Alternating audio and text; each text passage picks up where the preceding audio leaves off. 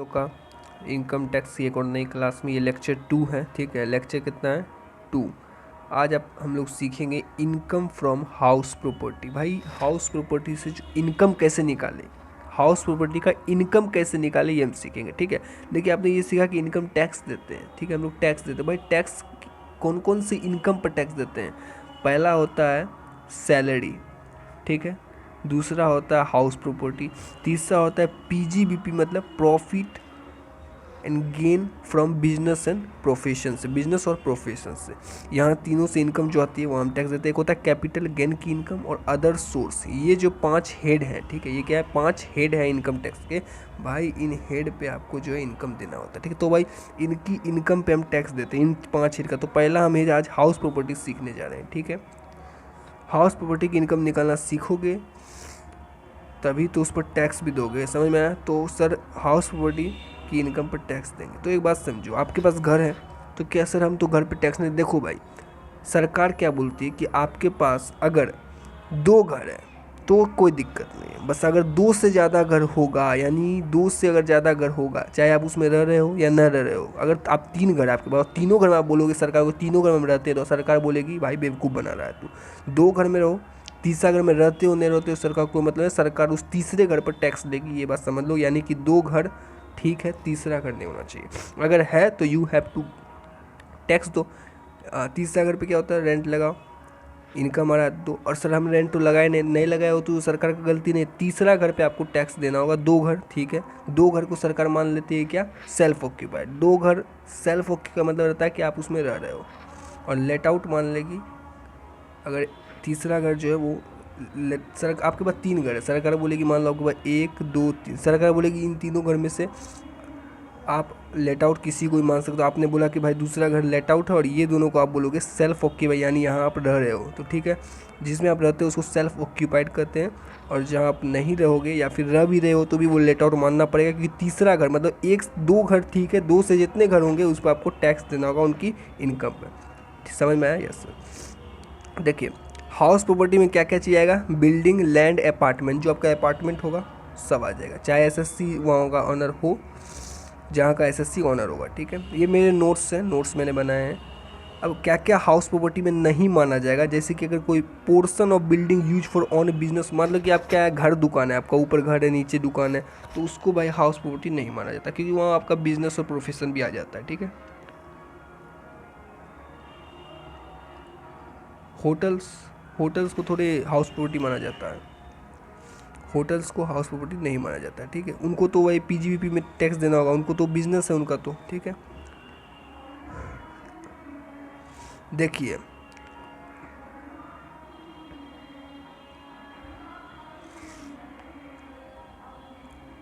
Honour का मतलब क्या होता है, यानी घर का ऑनर जो होगा उसका मतलब देख लेते हैं। Owner is a person who is entitled to receive income from property in is on right. मतलब जो बंदा इनकम जनरेट कर रहा है अपने घर से, अपने प्रॉपर्टी से, वो ऑनर कराता है। ठीक है,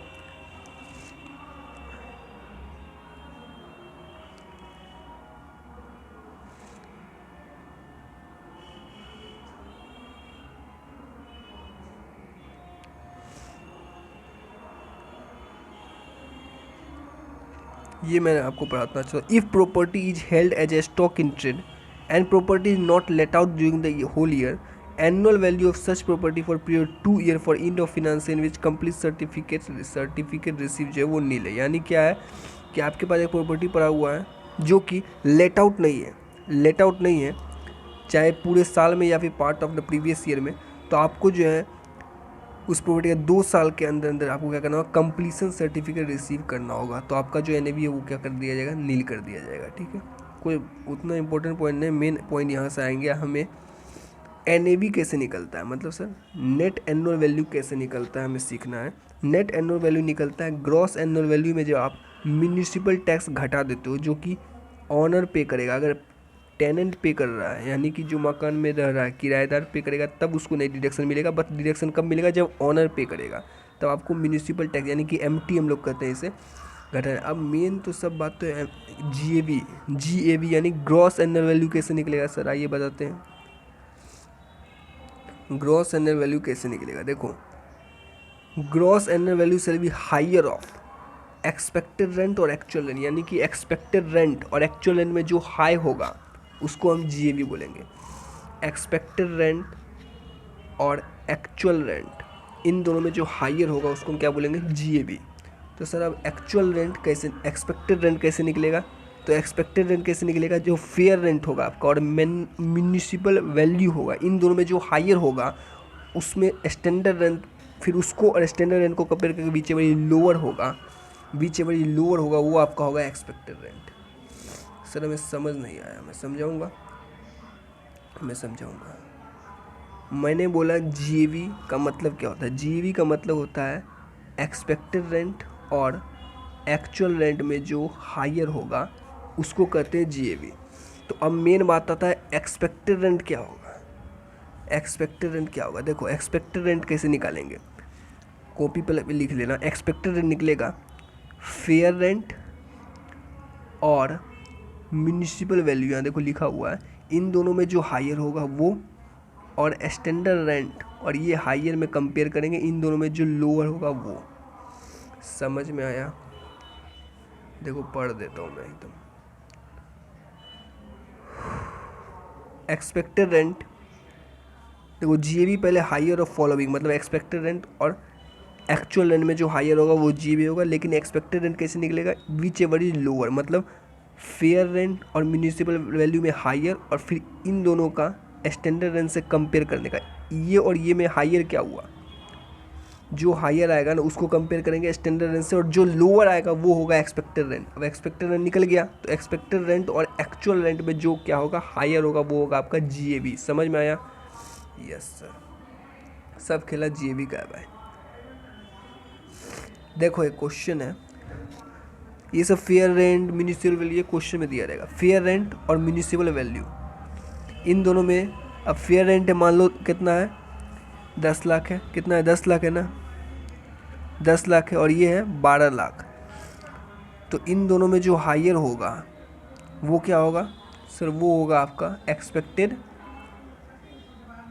रेंट। तो इन दोनों में हायर कौन था 12 लाख, तो वो हो गया एक्सपेक्टेड रेंट। अब एक्सपेक्टेड रेंट और स्टैंडर्ड रेंट, मतलब कि एक्सपेक्टेड सॉरी इन दोनों में जो हायर हुआ, इन दोनों में जो हायर हुआ कितना हायर हुआ सर, 1 लाख 12 लाख हायर। इसको कंपेयर करेंगे किससे, स्टैंडर्ड रेंट से, यानी कि स्टैंडर्ड रेंट से कंपेयर करेंगे तो स्टैंडर्ड रेंट बीच में लोअर, यानी एक्सपेक्टेड रेंट लोअर निकलता है। तो वो इन दोनों में लोअर कौन सा है 8 लाख, तो 8 लाख क्या हो गया एक्सपेक्टेड रेंट हो गया। समझ में आया, एक्सपेक्टेड रेंट कैसे निकलता है, मेरी बात सुनो। फेयर रेंट और municipal value whichever is higher, उस हायर को पकड़ो और स्टैंडर्ड रेंट को पकड़ो, इन दोनों में whichever is lower is your expected rent. वही चीज़ हुआ है कि अपन ने इन दोनों में हायर देखा, हायर लिखा, इसमें लोअर देखा, लोअर लिख दिया। क्या बोलती पब्लिक, समझ में आया, यस सर। अब जो है एक्चुअल रेंट जो है मान लो 2 लाख था, तो 8 लाख जो है आपका 8 लाख है आपका एक्सपेक्टेड रेंट और एक्चुअल रेंट 2 लाख है। तो जीएवी क्या होगा, विच एवर इज हायर, तो इन दोनों में हायर तो आपका एक्सपेक्टेड रेंट है, तो expected rent is your GAV. समझ में आया किस तरीके से जीएवी निकालना है, ये पूरा फॉर्मेट समझ में आया। आई होप आपको समझ में आया होगा, कलम कॉपी निकाल बैठो। अब देखो फेयर रेंट क्या होता है सर, फेयर रेंट का मतलब होता है rent of similar property in some locality. आप जो फेयर रेंट एक होना चाहिए कि भाई उस टाइप का जितने भी एरिया में जितनी प्रॉपर्टी सबका वही रेंट है, वो उसको कहते हैं फेयर रेंट। म्यूनिसिपल वैल्यू जो आपका म्यूनिसिपल अथॉरिटी होगी ना वो डिसाइड करती है कि आपके घर का म्यूनिसिपल वैल्यू कितना, और स्टैंडर्ड रेंट मतलब इससे ज़्यादा तो रेंट होगा ही नहीं भाई। स्टैंडर्ड रेंट मतलब अगर आप स्टैंडर्ड रेंट बोल दिया भाई 5,000 से ज़्यादा इनकम, 5,000 से कम इनकम, मतलब एक तरह से स्टैंडर्ड रेंट एक तरह से मतलब कि एक रेस्ट्रिक्शन लगा हुआ है कि इससे ज़्यादा नहीं हो सकता। समझ में आया, इससे ज़्यादा नहीं हो सकता, बस वही बस समझ लो एक तरह से।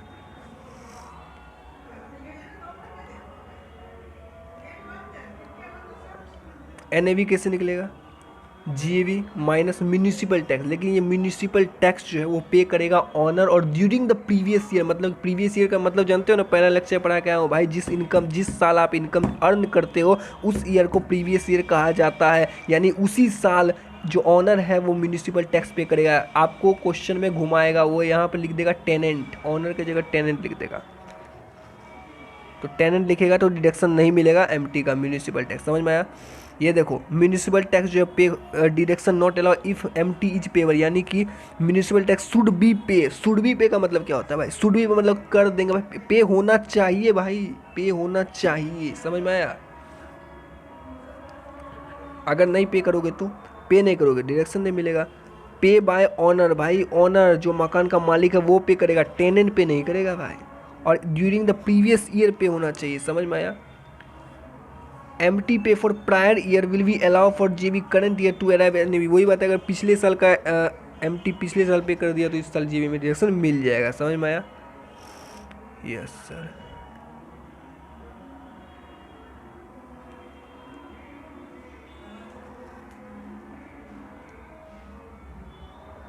इसे बहुत सारे एग्जाम्पल मैंने बनाए थे, तो मेरा काम है आपको आज कॉन्सेप्ट सिखाना, ठीक है? जितने भी इस कॉन्सेप्ट वीडियो को देख लो भाई, इसके बाद आप अपना बुक निकाल लो और बुक के सारे क्वेश्चन लड़ जाएंगे, एक एक क्वेश्चन बनेगा, क्योंकि मैंने आपको कॉन्सेप्ट बता दिया कि जीएबी कैसे निकालना, ये आपको पता चल गया ना? पता चल गया ना? जीएबी में एमटी घटता है म्यूनिसिपल टैक्स, तब आता है एनएवी। तो भाई एमटी का टैक्स होगा, एमटी का डिडक्शन कब मिलेगा? म्यूनिसिपल टैक्स का डिडक्शन कब मिलेगा? तब मिलेगा जब ऑनर पे करेगा, प्रीवियस ईयर में पे करेगा और पे होना चाहिए। समझ में आया? टेनेंट पे कर दिया तो नहीं मिलेगा। देखो आप देखो केस आएगा, क्वेश्चन में क्या करेगा, बोलेगा कि जो लेट आउट प्रॉपर्टी का मतलब समझिए। लेट आउट प्रॉपर्टी का मतलब होता है भाई आपने भाड़ा पे दे रखा है उस घर को, वैकेंट है पार्ट ऑफ द ईयर। मतलब क्या होगा, क्वेश्चन बोलेगा कि भैया आपने है भाड़ा पे दे रखा है घर को, समझो मतलब 15,000 रुपये पर मंथ पे, ठीक है? और बोलेगा क्या टेनेंट जो है 9 महीना रहा और बाकी का 3 महीना घर खाली रहा। क्या बोलती पब्लिक? क्या बोलती पब्लिक? क्वेश्चन क्या बोलेगा कि आपके यहाँ एक टेनेंट आया, वो बोला सर मेरे को घर में रहने का है, मेरे को भाड़ा देने का है। आप बोले ठीक है भाई भाड़ा लेंगे 15,000 रुपये, आपने बोला। तो वो बंदा बोला ठीक है। वो बंदा 9 महीना रहा और 3 महीना निकल गया, तो 9 महीना का वो पैसा दिया, 3 महीने का पैसा नहीं दिया, तो 3 महीना घर खाली रहा, तो 3 महीना आपको इनकम हुआ नहीं सर? ओके, इस केस में जीएवी कैसे निकलेगा? When later property is vacant for part of the year owing to the vacancy, actual rent is lower। भाई वैकेंसी रहा तो आपका जो इनकम 3 महीना का नहीं है, उससे आपका एक्चुअल रेंट कम आएगा, क्योंकि 9 महीना का हुआ तो एक्चुअल रेंट कम हुआ as compare to expected rent. क्या बोलते हैं? क्योंकि जीएवी निकालने के लिए हम किससे किससे कंपेयर करते हैं? एक्सपेक्टेड रेंट को कंपेयर करते हैं एक्चुअल रेंट से, एक्सपेक्टेड रेंट को कंपेयर करते हैं इन दोनों में जो हायर होता है उसे जीएवी बता देते हैं। लेकिन भैया एक्सपेक्टेड रेंट मेरा कम होगा, कम मेरा एक्सपेक्टेड रेंट इसलिए है क्योंकि 3 महीना तो वो बंदा रहा नहीं, 3 महीना तो मेरा घर खाली था, वेकेंट था। तो भैया उस वैकेंसी के वजह से मेरा जो है एक्चुअल रेंट जो है वो कम आया है, तो इसीलिए मेरा एक्चुअल रेंट ही जीएवी बन जाएगा। अगर मेरा एक्चुअल रेंट ही जीएवी बन जाएगा, अदरवाइज अगर नहीं होता ऐसा तो भी एक्सपेक्टेड रेंट ही जीएवी होता। सर समझ नहीं आया? समझ नहीं आ रहा है सर, मैं फिर से समझाऊंगा क्योंकि बहुत ही इंपॉर्टेंट पॉइंट है, और यही तो पॉइंट है भाई, यही पॉइंट है जहाँ बच्चे घूम जाते। मेरी बातों को ध्यान से सुनो, मैंने क्या बोला, क्वेश्चन इस तरीके से आएगा कि भैया एक बंदा आपके पास आया, आपने उसे घर किराए पर दिया, वो बंदा 15,000 रुपये में तैयार हो गया महीना, मतलब 1 महीना का 15,000। तो हुआ क्या, वो 9 महीना रहा, उसके बाद वो बोला भाई अब नहीं रहूँगा मैं निकल जाता हूँ। ठीक है भाई, तो 9 महीना तो वो रहा, 9 महीना तो इनकम आया ना भाई, 15,000 गुने 9 महीना आया। 3 महीना घर खाली रहा, 3 महीना घर खाली रहा, तो वहाँ आपको इनकम नहीं आया। तो भैया यहाँ ये तो जीएवी कैसे निकालेंगे? सब बात तो जीएवी का है भाई, तो जीएवी कैसे निकालेंगे? प्लीज़ ट्राई टू अंडरस्टैंड, बहुत अच्छा कॉन्सेप्ट मैं अच्छी तरीके से समझाऊंगा आपको कि भाई जीएवी कैसे निकालेंगे। तो जीएवी निकालने के लिए आपको ये देखना है कि एक्सपेक्टेड रेंट और जीएवी कैसे निकलता है, एक्सपेक्टेड रेंट और actual rent whichever is higher. तो भाई यहाँ पर मेरा एक्चुअल रेंट कम आएगा, क्यों? क्योंकि भैया 3 महीना मेरा इनकम नहीं आया, तो उससे मेरा एक्चुअल रेंट कम है। तो भाई एक्चुअल रेंट कम क्यों है? एक्चुअल रेंट कम इसलिए है क्योंकि घर खाली रहा, वेकेंट रहा। तो due to vacancy actual rent is lower than expected rent. Due to vacancy आप लिखोगे, due to vacancy actual rent is lower than expected rent, hence actual rent will be GAV. Actual rent ही GAV हो जाएगा इस case में। समझ में आया? एग्जाम्पल से मैं समझाऊंगा, ऑब्वियस सी बात है, ऑब्वियस सी बात है। देखो म्यूनिसिपल वैल्यू क्वेश्चन में दिया है, फेयर रेंट क्वेश्चन में दिया है 12 लाख और 15 लाख, स्टैंडर्ड रेंट 10 लाख है, और बोलता है रेंट रिसीवर हुआ है 9 लाख। कितना रुपया आया रेंट? 9 लाख। कैसे? बोलता है 10,000 पर मंथ फॉर 9 महीना के लिए। 10,000 पर मंथ पे आपने उसको बोला कि 10,000 रुपया लूँगा, वो 9 महीना रहा, 3 महीना वैकेंट रहा। This is question, this is what question. तो मेरा ये आपसे कहना है कि आप लोग एक काम करो मेरे लिए, इस क्वेश्चन को देखो और ये 3 चीज़ से आप मुझे एक्सपेक्टेड रन निकाल के बताओ। एक्सपेक्टेड रन मुझे निकालो कितना होगा, एक्सपेक्टेड रन निकालो। तो इतना पढ़ाया हूँ तो एक्सपेक्टेड रन निकालो। एक्सपेक्टेड रन कैसे निकलता है?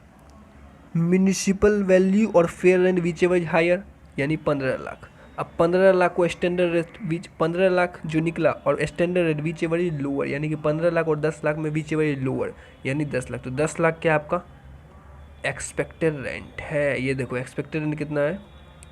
10 लाख रुपया। ओके, अब हमने पढ़ा कि एक्सपेक्टेड रेंट और actual rent whichever is higher is known as GAB. तो आपके हिसाब से यहाँ 10 लाख एक्सपेक्टेड रेंट कितना है? 10 लाख, और एक्चुअल रेंट 9 लाख, तो विच एवर हायर 10 लाख। तो आप बोलोगे 10 लाख जीएबी है, मैं बोलूँगा नहीं। क्यों? क्योंकि एक्सपेक्टेड रेंट जो है वो है 10 लाख रुपया। समझ में आया? एक्सपेक्टेड रेंट 10 लाख है माना, लेकिन अगर मुझे बताओ अगर ये बंदा घर छोड़ के नहीं जाता, 3 महीना भी रहता, तो 12 महीना का कितना पैसा आता? 12 लाख रुपया। अगर मैं गलत बोल रहा हूँ तो बोलो ना भाई। अगर 3 महीना ये नहीं छोड़ता तो 12 लाख आता, और एक्सपेक्टेड रेंट तो 10 लाख है। तो भाई सरकार बोली भाई तू ईमानदार है, क्योंकि अगर 9 लाख तू ईमानदार, मतलब तू सही बता रहा है 9 लाख, क्योंकि अगर वो बंदा 3 महीना नहीं घर छोड़ता तो तेरे को इनकम आता 12 लाख, यानी कि तो इसलिए हम क्या करेंगे, owing to the vacancy expected rent is lower than expected rent, hence expected rent is GAB। तो यहाँ GAB क्या हो जाएगा? 9 लाख रुपया ही GAB हो जाएगा। समझ में आया? समझ में आया? 3 महीना भाई खाली था, अगर खाली नहीं रहता तो अच्छा खासा इनकम कमाते और एक्सपेक्टेड रेंट से ज़्यादा रहता अपना एक्चुअल रेंट। समझ में आ गया? देख लो, अगर वैकेंट नहीं होता तो 12 लाख टैक्स होता, मतलब 12 लाख रुपया आता ना इनकम, तो ये क्या है, एक्सपेक्टेड रेंट से ज़्यादा होता तो 2 लाख पर टैक्स होगा जीबी। समझ में आया? समझ में आया? यानी कि जीबी कितना होगा? 9 लाख रुपया होगा। 2 लाख ज़्यादा ही कमा रहे थे ना।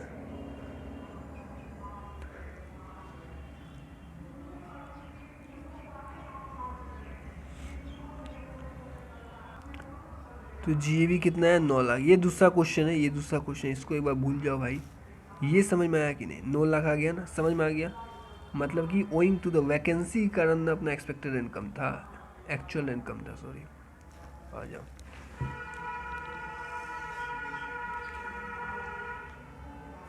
अब वही क्वेश्चन लो ना कि आपका एक्सपेक्टेड रेंट जो है वो 10 लाख है, ऊपर निकाल का है। अब बोलता अगर रेंट रिसीव हुआ 80,000 रुपया 9 महीने के, तो कितना आया? 7,20,000। अगर वैकेंसी नहीं होता तो 12 गुने 80,000 कर लो, तो 9,60,000 देते, यानी कि हमारा एक्सपेक्टेड रेंट 10 लाख है, तो वी आर चीटिंग, तो 10 लाख पर टैक्स होगा। सर समझ नहीं आया क्या बोल रहे हो आपसे भाई? मैं यहाँ ये बोलना चाह रहा हूँ, समझो मेरी बात। एक्सपेक्टेड रेंट 10 लाख है, यस सर। 80,000 रुपया पर महीना हम लेते थे 9 महीना का, अपने पास 7,20,000 हुआ, ठीक है। वैकेंसी कारण, तो बच्चे बोलेंगे सर वैकेंसी कारण इतना ले लो जी भी नहीं। क्यों? क्योंकि अगर हम इसको 12 से भी गुना कर दें ना, अगर हम इसको 12 से भी गुना कर दें 80,000 को, तो भी एक्सपेक्टेड रेंट से तो कम ही आ रहा है भाई, यानी हम चीटिंग कर रहे हैं, तो भी तो 9,60,000 आ रहा है। इसलिए ये 10 लाख ही यहाँ पर क्या हो जाएगा? जीएबी हो जाएगा। समझ में आया? समझ में आ गया ना? नहीं समझ में आया क्या? अरे एक्सपेक्टेड रेंट ऊपर निकाला ना 10 लाख है, यहाँ पर ओइंग टू वैकेंसी हुआ ना, तो वैकेंसी कारण अपना 3 महीना खाली रहा। तो अगर 3 महीना खाली नहीं रहता तो कितना पैसा होता है ये बताओ ना? 80,000 गुने 12, 9,60,000, तो भी तो 10 लाख से कम है भाई। 10 लाख ज़्यादा रहता तभी ना उस कम को ले लेते। अगर 10 लाख से ज़्यादा आता ना तो अपन इतना ले लेते, लेकिन 10 लाख से कम आता है, 9,60,000 आता है, इसलिए 10 lakh is what 10 lakh he GAB होगा। समझ में आया? Yes sir. आ जाओ।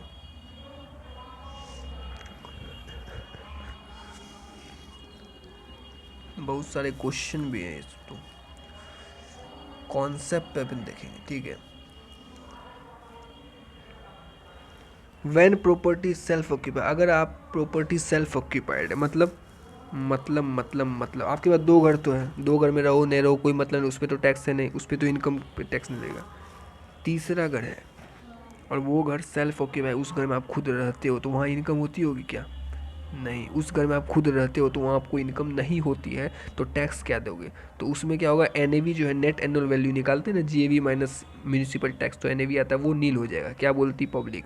अगर आपको क्वेश्चन आए और वो सेल्फ ऑक्यूपाइड घर है, यानी उस घर में आप खुद रहते हो, तो उसका जो है एनएवी क्या हो जाएगा, नील हो जाएगा। उस घर का एनएवी क्या होगा, नील होगा, यानी कि जीरो, क्योंकि वहाँ आपको इनकम कहाँ से आएगी? आप तो उस घर में खुद रह रहे हो ना भाई, उस घर में आप खुद रह रहे हो, तो जब आप उस घर में खुद रहोगे तो आपकी इनकम क्या है, कुछ नहीं है, तो एनएवी क्या हो जाएगा, नील हो जाएगा। समझ में आया?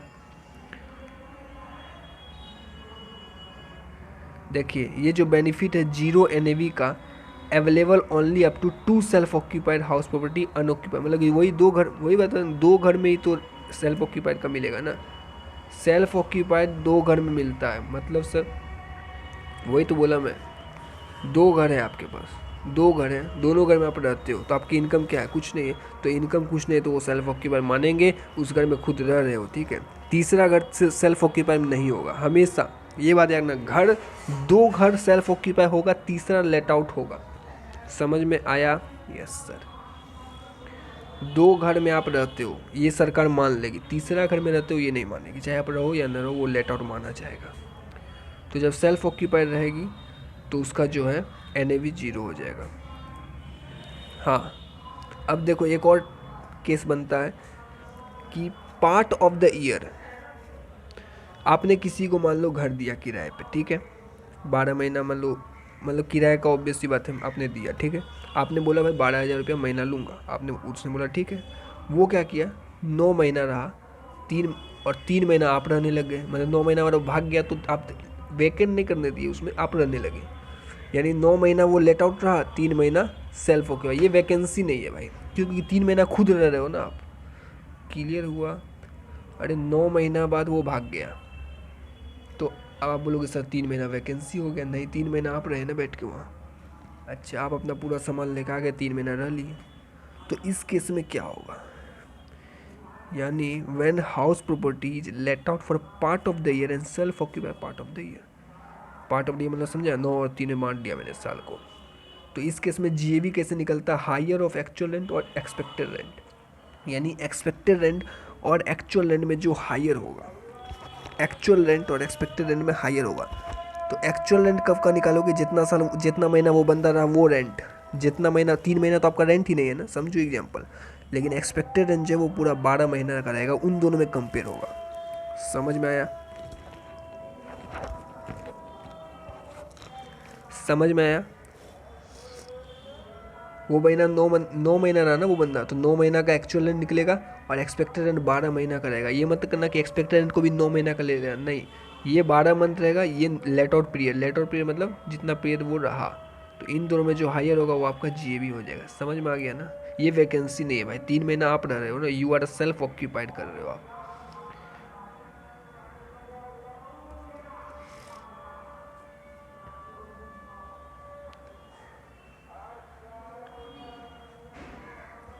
एक क्वेश्चन है, देखो इसी पे देखो और सॉल्व करो।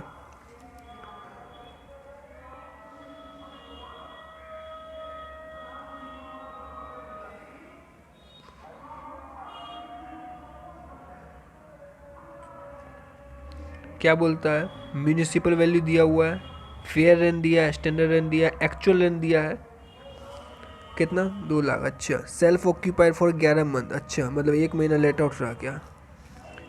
सेल्फ ऑक्यूपाइड 11 मंथ, 1 महीना लेट आउट, यानी समझ रहे हो, यानी समझ रहे हो, यानी समझे नहीं क्या?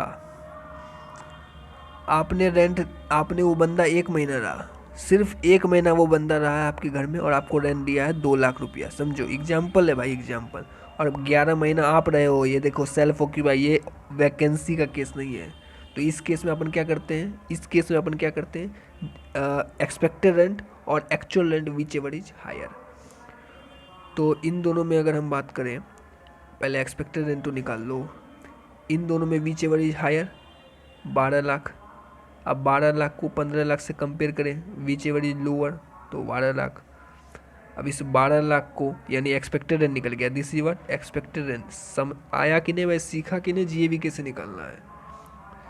और एक्चुअल रेंट कितना है 2 लाख, तो expected rent 12 lakh, actual rent 2 lakh, तो whichever is higher 12 lakh. तो 12 लाख क्या हो जाएगा, जीएवी हो जाएगा। समझ में आ गया ना भाई? समझ नहीं आ रहा है तो अच्छी तरीके से जाके फिर से वीडियो देखो।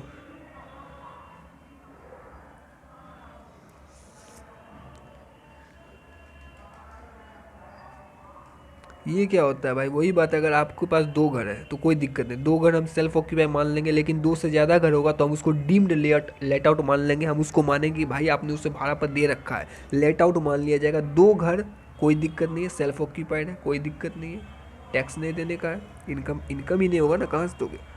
लेकिन अगर 2 से ज़्यादा घर है तो हम उसको, जो 2 से एक्स्ट्रा, जो 2 घर छोड़ के बाकी के घर है उसको हम डीम लेटर मान लेंगे। वही चीज़ लिखा हुआ है, पीडीएफ टेलीग्राम चैनल मिल जाएगा, लिंक डिस्क्रिप्शन में पढ़ लेना, कोई दिक्कत की बात नहीं है,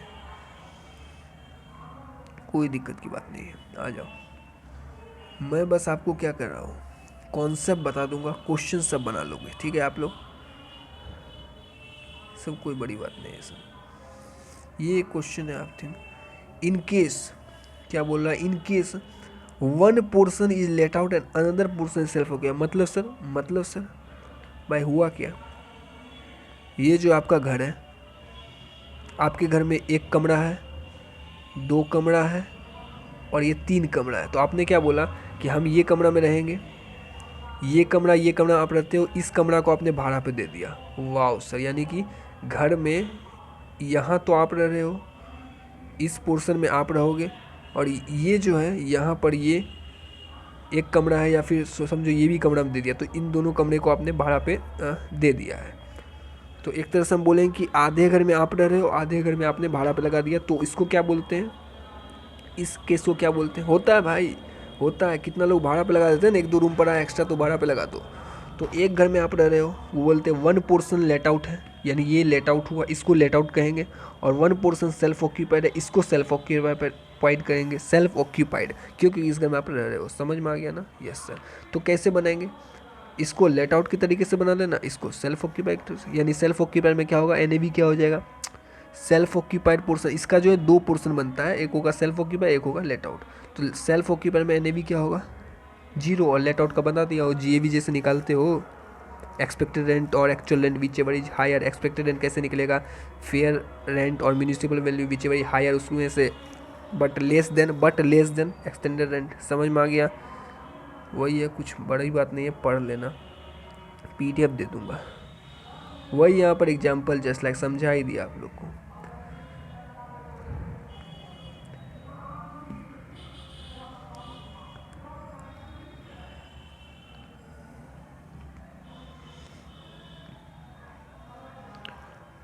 तो समझा देते, एग्जाम्पल देके तो अच्छा रहता, अच्छा समझा देता हूँ। देखो क्या बोल रहा है, रूम 1 और रूम 2 बोल रखा है, ठीक है, एक ऑक्यूपाइड है और एक लेट आउट है।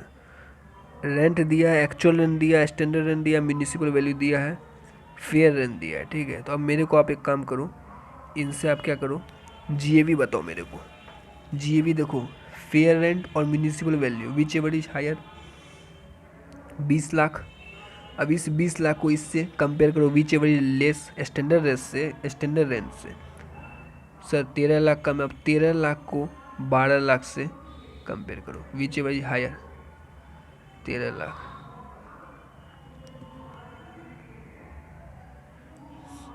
एक सेकेंड,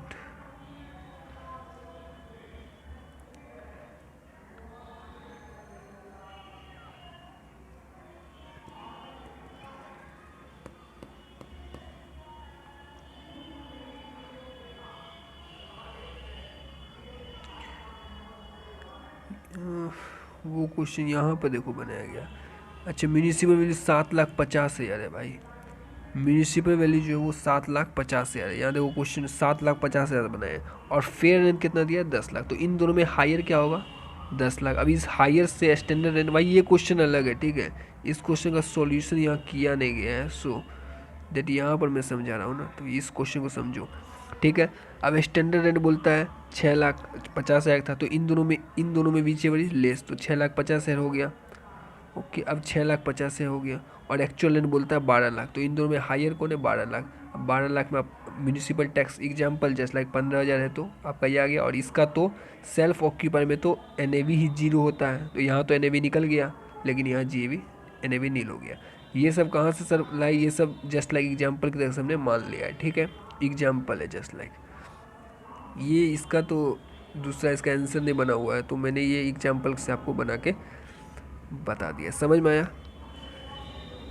म्यूनिसिपल वैल्यू और फेयर रेंट में जो हायर था, इस हायर को इससे कंपेयर किया स्टैंडर्ड रेंट से, तो जो लोअर था, फिर लोअर को एक्चुअल रेंट से, यानी ये लोअर क्या निकला, ये क्या निकला, ये निकला है एक्सपेक्टेड रेंट, ठीक है। और expected rent actual rent whichever is higher, यानी GAV में म्यूनिसिपल टैक्स घटा दिए 15,000, तो इतना निकल गया NAV। और ये सेल्फ ऑक्यूपाइड में NAV क्या होता है, नील होता है, पहले बता दिया हूँ। एक होता है अनरियलाइज रेंट। अनरियलाइज मतलब कि क्या होता है कि पैसा नहीं दिया, टेनेंट भाग गया, पैसा मार के भाग गया, ठीक है। तो पैसा मार के भाग गया तो आपको जो है उसका रेंट आपका डिडक्शन मिल जाएगा, टेंशन नहीं है। बट वो 4 कंडीशन सेटिस्फाई करना होगा कि भाई आपने जो अपनी तरफ से बोनाफाइड होना चाहिए, आप टेनेंट जो है बोनाफाइड था, डिफ़ॉल्ट टेनेंट, और आपने जो स्टेप लिया है रिकवरी के लिए, पैसा रिकवर करने के लिए आपने जो नेसेसरी स्टेप लिया, वही चीज़ है। ये देखो एक्चुअल रेंट कितना है 20 लाख, और अनरियलाइज रेंट मतलब पैसा मार लिया, पैसा नहीं निकला, इतना पैसा ही नहीं दिया, भाग गया। और आपने जो है टर्म कंडीशन सेटिस्फाई किया, तो बोलेगा GAV क्या, पैसा मार लिया, यहाँ 10 लाख रुपया मार के बैठ गया, बताइए। तो इसमें आपको GAV निकालना है।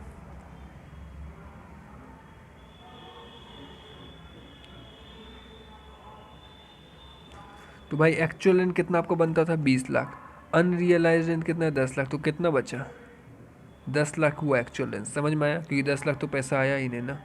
Yes sir. तो इन दोनों में हायर कौन है 20 lakh, which ever is lower 15 lakh. 20 lakh और 15 लाख में विच एवर लोअर 15 लाख। अब 15 लाख और 10 लाख, क्योंकि ये 20 लाख नहीं रहेगा भाई, क्योंकि पैसा मार लिया ना, वो 10 लाख तो दिया ही नहीं है। तो 15 लाख और 10 लाख विच एवर हायर, वो GAV हो जाएगा। समझ में आया। यानी भाई ये इसमें डिडक्शन मिल जाएगा ना। 20 लाख का टोटल एक्चुअल रेंट था, उसमें 10 लाख तो पैसा मार लिया, तो उसको घटा दो ना भाई, आपका इनकम थोड़ी हुआ वो 10 लाख। डिडक्शन मिलता है अंडर सेक्शन 24A और सेक्शन 24B। क्या होता है सर ये डिडक्शन, देखो 30% NAV का निकलता है, ये स्टैंडर्ड डिडक्शन करते हैं, ठीक है। ये कब मिलता है, जब आपका NAV निकल जाता है। समझ में आया। NAV निकल जाएगा, उसमें NAV का 30% घटा देने का। एक होता है इंटरेस्ट ऑन बोरोड कैपिटल, यानी कि इंटरेस्ट ऑन बोरोड कैपिटल क्या होता है, अगर लोन लिया था रिपेयर के लिए, तो आपको रिपेयर या फिर रिकन्स्ट्रक्शन, या कि हो सकता है प्लस्तर उस्तर करने के लिए, रंग पानी के लिए लोन लिया था, तो उसका ब्याज के लिए 30,000 का डिडक्शन मिलेगा। कितना का 30,000 का। अगर घर बनाने के लिए एक्विजिशन, या घर खरीदने के लिए या बनाने के लिए लिया, यहाँ पर रिपेयर करने के लिए लिया था, यहाँ बनाने के लिए घर लिया है, तो कितना डिडक्शन मिलेगा, मैक्सिमम डिडक्शन 2 लाख। कितना मिलेगा मैक्सिमम डिडक्शन 2 लाख। लेकिन अगर जो लोन लिया है बिफोर 1/4/1999, 1/4/1999 से पहले लोन लिया तो 30 लाख 30,000 मिलेगा, और 1/4/1999 के बाद लिया तो 2 लाख। समझ में आया। अभी तो सभी इसके बाद ही लोन लेते हैं ना भाई, ये तो प्रोविज़न ही अलग है, ठीक है। तो मेरा कहने का ये मतलब है, अगर रिपेयर के लिए लोन लिया है, घर को रिपेयर करने के लिए, मरम्मत करने के लिए, तो आपको जो डिडक्शन मिलेगा वो 30,000 मिलेगा। लेकिन अगर घर खरीदने के लिए या घर को कंस्ट्रक्ट करने के लिए लोन लिया है, तो उसका जो है इंटरेस्ट का डिडक्शन मिलेगा कितना 2 लाख रुपये तक डिडक्शन मिल जाएगा। कितना 2 लाख। समझ में आया। Yes sir. घर को रिपेयर करने के लिए 30,000 डिडक्शन मिलेगा, लेकिन घर को मैक्सिमम डिडक्शन 30,000। समझ गया। 12,000 है तो 12,000 मिल जाएगा, लेकिन अब सोचो कि 35,000 डिडक्शन ले ले, तो दिस इज नॉट पॉसिबल। अगर घर को ख़रीदने के लिए या फिर एक्विजिशन या कंस्ट्रक्ट करने के लिए हो तो मैक्सिमम 2 लाख तक डिडक्शन मिलेगा। सर अगर 1.5 लाख हुआ तो मिल जाएगा ना भाई, 2 लाख ही तक मिलेगा ना, उससे कम तो मिल जाएगा। 2,10,000 सोचोगे तो वो नहीं पॉसिबल, ठीक है। एक होता है पोस्ट कंस्ट्रक्शन पीरियड, एक होता है pre construction period. Post construction period क्या होता है सर, ये पढ़ो। जिस साल घर कंप्लीट हुआ उसे पोस्ट कंस्ट्रक्शन पीरियड कहते हैं। समझ में आया। और प्री कंस्ट्रक्शन पीरियड क्या होता है, जिस साल घर बना उससे पहले का साल क्या हुआ, प्री कंस्ट्रक्शन पीरियड। समझो बात को, जिस साल घर कंप्लीट हुआ, बन के कंप्लीट हो गया, उसको कहते हैं पोस्ट कंस्ट्रक्शन पीरियड। जिस साल में मेरा घर, मान लो मेरा घर बना 25 अगस्त को, 25 अगस्त 2018, यानी कि मेरा 18-19 जो है वो मेरा क्या हो जाएगा, पोस्ट कंस्ट्रक्शन पीरियड, क्योंकि इस साल मेरा घर कंप्लीट हो गया। लेकिन जिस साल घर बना उससे पहले का जो साल है उसको कहते हैं प्री कंस्ट्रक्शन पीरियड, ठीक है। इसका जब इंटरेस्ट निकलता है तो मैं बताता हूँ, इसमें इंटरेस्ट निकालना पड़ता है, ठीक है आपको। तो जब आप उसका इंटरेस्ट निकालोगे ना तो उसको आपको डिवाइड भी करना पड़ेगा उसके ईयर से, यानी 5 साल से, 5 ईयर में आपको उसको 5 से डिवाइड करना पड़ता है। जितना भी इंटरेस्ट आता है उस प्री कंस्ट्रक्शन पीरियड का, मतलब जब घर तैयार हुआ और जब लोन लिया, जब लोन लिया, मेन इसका तो कोई लफड़ा नहीं, इसका लफड़ा है कि जब लोन लिया और ये घर कंप्लीट हुआ तो ये बीच का पीरियड का जो इंटरेस्ट निकलता है उसको 5 से डिवाइड भी कर देना, ठीक है। एक होता है एरियर ऑफ रेंट, यानी अनरियलाइज्ड लैंड। वही बात है कि अनरियलाइज्ड मतलब पैसा मार लिया वो बंदा, सामने वाला बंदा भाग गया, लेकिन हमारे जो टेनेंट था वो पैसा नहीं दिया, तो पैसा नहीं दिया तो हमको 30% का डिडक्शन मिल जाएगा, स्टैंडर्ड डिडक्शन। समझ में आया। Yes sir.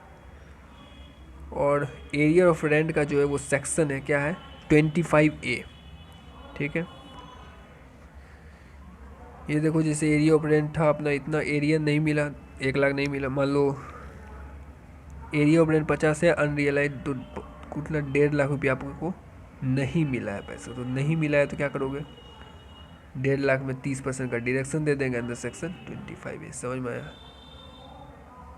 हो गया भाई पूरा। Thank you very much. Video को शेयर कीजिए और हाँ, चैनल पर नए हैं तो सब्सक्राइब कर लेना। इसका क्वेश्चन मैंने कराया 1-2 को, तो उसका लिंक डिस्क्रिप्शन में दे दूँगा।